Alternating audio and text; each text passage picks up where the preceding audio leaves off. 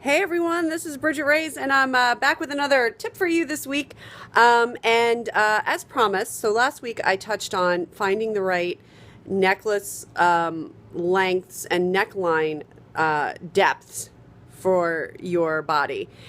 And this week, I want to take it a step further. I mentioned neckline shapes and collars this week, and how to choose the right styles for you. So I'm actually pulling out my own book this week, which some of you may know I wrote. It's called Style RX: Dressing the Body You Have to Create the Body You Want. Came out in 2008, and in the book, when I wrote it, I decided that I wanted to use real women in the book. Not that models aren't real women, but I figured if I was going to show a body part, because the book is all about dressing your body, I was going to use actual women to model, because most books have never done that before.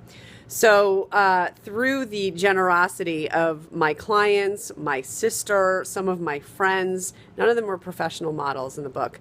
They all posed. These women were willing to bear it all to help others dress their bodies.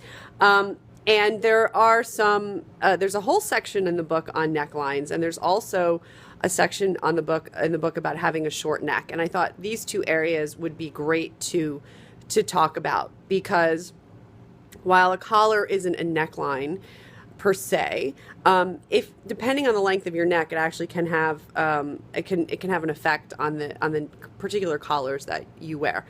So the first thing that I want to talk about actually is to talk about neckline shape.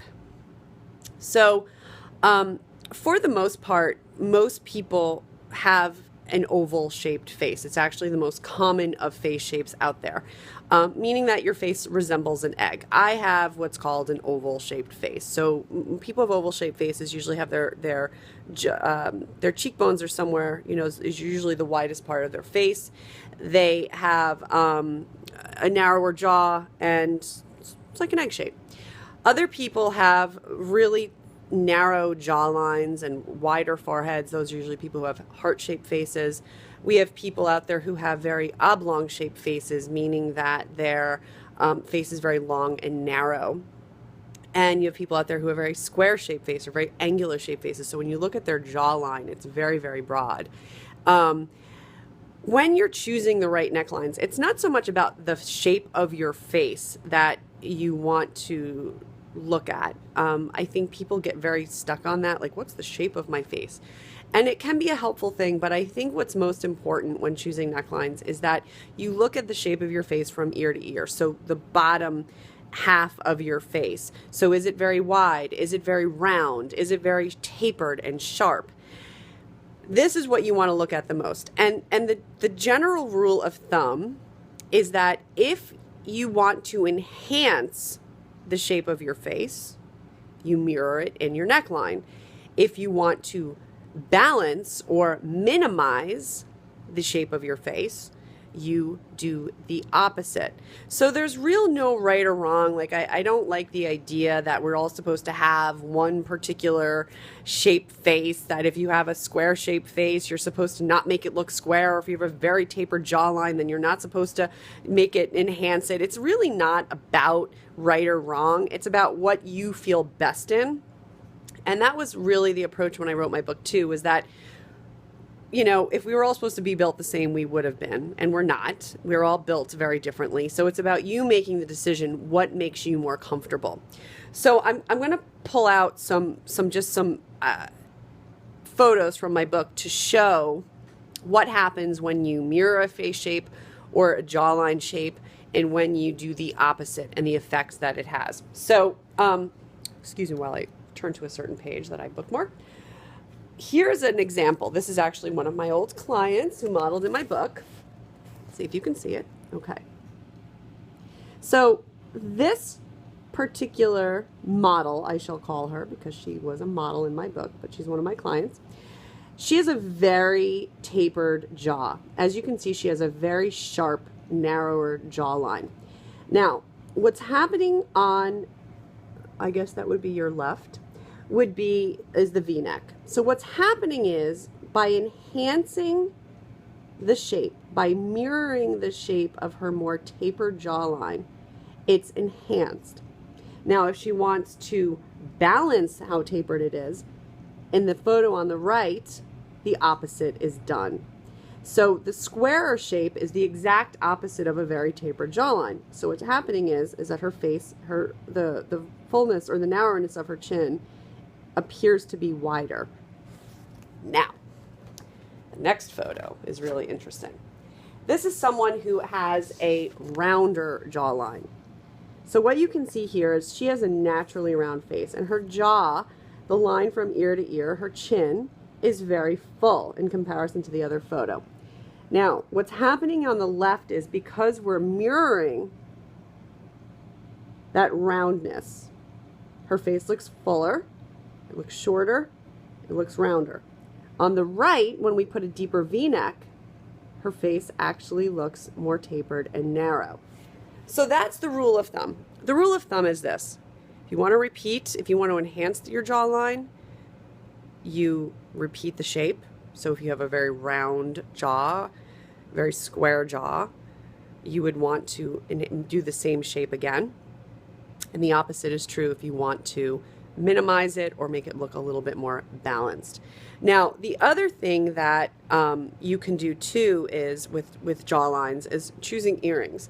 So again, if you have a very round shaped face or a very full jaw, if you wear very round earrings, you are actually going to make your face look rounder. If you do longer, narrower earrings, you're actually going to create a longer appearance of your face. And the opposite is true with someone who has a very tapered jaw or very narrow jawline. If you wear very long, skinny earrings, that shape of your face is going to be enhanced. And if you wear rounder earrings, you're actually going to look more balanced. So there's no right or wrong answer. It's really about, again, the informed choices and you deciding what it is that you want to accomplish with the shape of your face. Do you like the shape of your face? Do you want to enhance it? Do you feel that your face is too round and full? Then maybe go for a deeper, more plunging neckline and something that's not as round. Now, the other thing that I want to talk about are necklines and collars. So most, when you have a longer neck or an average size neck, you can do a turtleneck, you can wear higher necklines, you can wear bigger collars because you have the physical space with your neck. I have a neck like a swan, so I can wear any collar I want. But if your neck is short, there's a few things that you might want to keep in mind. Now, how do you know if you have a short neck? It's very, very easy. I want you to drop your chin to your chest. And with little strain or effort. I mean, I'm not talking if we all drop our chin to our chest and we really reach for it to rest our chin on our chest, we will reach it. This is if you just drop your chin to your chest easily and your chin can easily touch your chest, then you have a short neck. Now, if you have a short neck, there are a few things that you want to keep in mind, and I'm going to show you those too. So, pulling up the first photo, this is such a great photo of what happens. So when you have a short neck and you put on a choker, you don't have enough physical space to really support that choker. So what's happening here is her neck looks shorter on the left. Now on the right, with just a little bit of a longer neckline, her body looks more balanced. So when your neckline is short, you obviously want to avoid chokers and you want to avoid any jewelry around your face that will create too much clutter because you don't have the physical room for it. Now as far as collars go, you obviously also want to probably avoid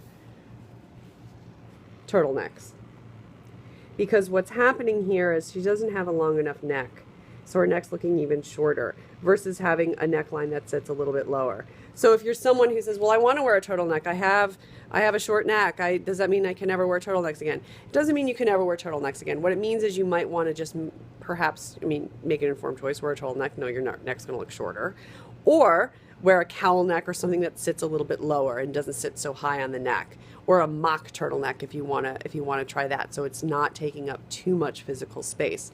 The other tip is to avoid very long earrings, and I don't think you can see the difference, but on the left she has a little bit of a shorter dangling earring, and in this photo the earrings sit very, very long and they almost start to touch her shoulder.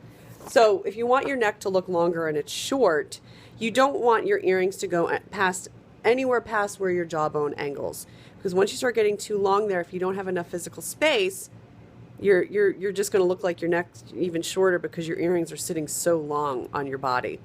So that's the best way to choose necklines and jewelry for around your neck area.